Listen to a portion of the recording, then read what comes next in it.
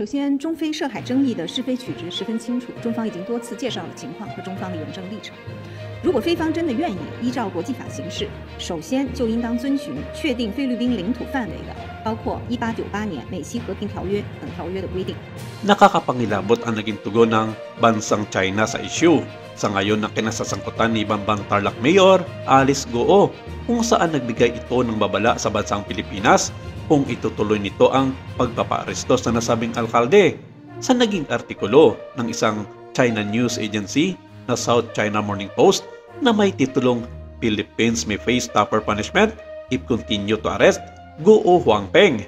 Dito lamang linggo na pinupunto ng nasabing komunistang bansa ng maghinay-hinay sa kanilang mga ginagawa at panguhusga ang bansang Pilipinas sa mga Pilipino-Chinese na matagal nang ninirahan dito sa Pilipinas. Hindi porket naging ganap ng Pilipino ang ibang mga Chino sa ating bansa ay hindi nila pwedeng pangimasukan o kaya protektahan ang mga ito sa banta ng pagpapakulong na walang malakas na ebidensya.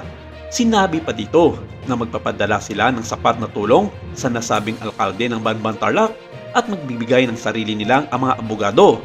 Kung kinakailangan, mabigyan ng sapat na hustisya ang kanilang kadugo na si Mayor Alice Goo.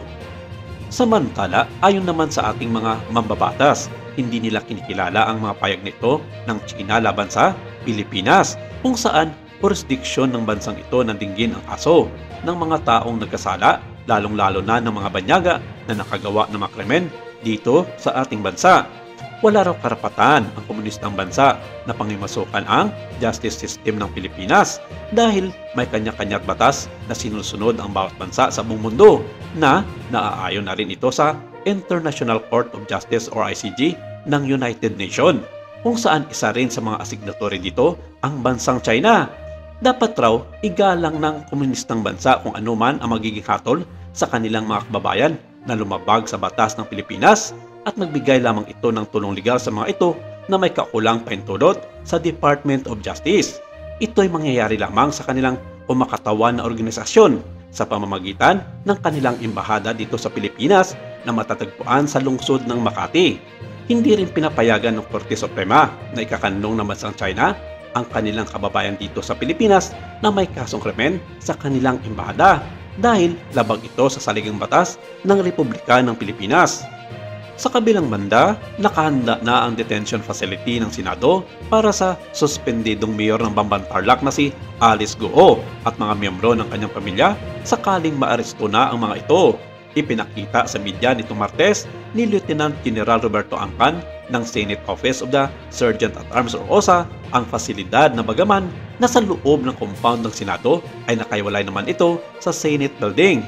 Sakaling mangyari ang pag-aresto kay Goo at ng kanyang pamilya, ito ang unang pagkataon na gagamitin ang kwarto mula noong na-refurbish ito noong taong 2023. Sinabi ni Angkan, dito I can assure her security 24/7.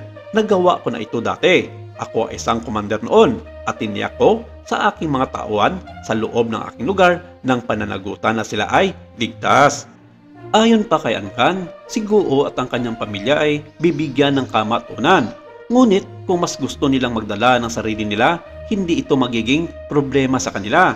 Ang mga pagkain ay sasagutin din ng Senado at limitado lamang ang magiging bisita ng sabing alkalde at sa mga magdadala ng mga pagkain para dito.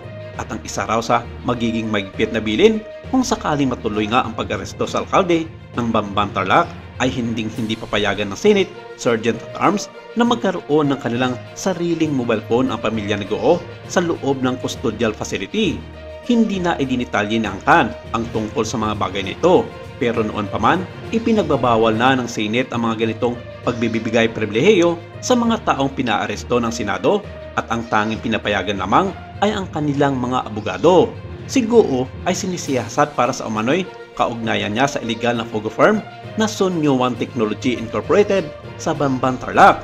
Bukod kay Goo, pinaaresto rin ang mga miyembro ng kanyang pamilya na sina Sheila Goo, Wesley Lial Goo, Jiang Xiong Goo, Shemen Goo at ang kanyang pinaginilang ina na si Wen Yelen.